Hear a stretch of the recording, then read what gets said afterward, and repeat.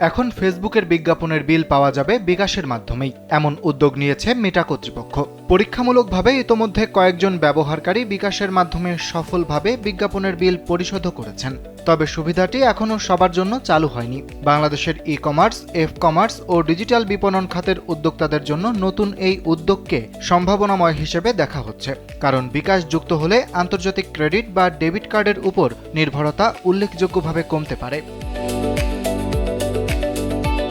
বিভিন্ন ব্যবহারকারী শেয়ার করা ছবিতে দেখা গেছে ফেসবুকের বিজ্ঞাপন ব্যবস্থাপনায় বিল পরিশোধের অপশনে ব্যাংক কার্ডের পাশাপাশি বিকাশও যুক্ত হয়েছে। কয়েকজন ব্যবহারকারী এই পদ্ধতিতে বিজ্ঞাপনের বিল পরিশোধ করতে সক্ষম হয়েছেন বলেও জানা গেছে। জীবন অবাক না করলে কে করবে? 28% মিল্ক ফ্যাটের অবাক করার সাথে ফ্রেশ মিল্ক পাউডার। জীবন অবাক করুক প্রতিদিন।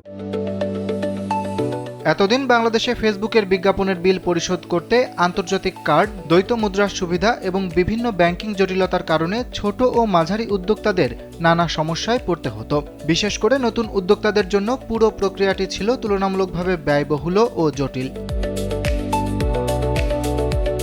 সংশ্লিষ্টদের আশা, বিকাশ যুক্ত হলে স্থানীয় মুদ্রায় আরও সহজে ফেসবুকের বিজ্ঞাপনের বিল পরিশোধ করা সম্ভব হবে। এতে ডিজিটাল বিপণন ও অনলাইন ব্যবসার সঙ্গে যুক্ত উদ্যোক্তাদের জন্য প্রক্রিয়াটি আরও সহজ হতে পারে।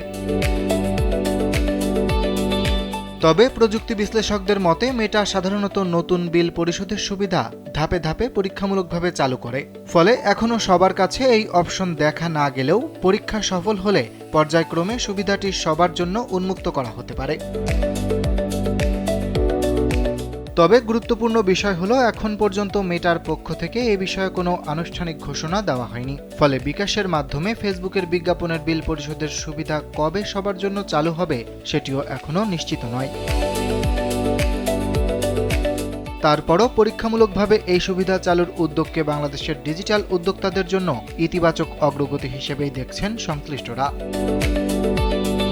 অরিত্র বাসু, কালবেলা।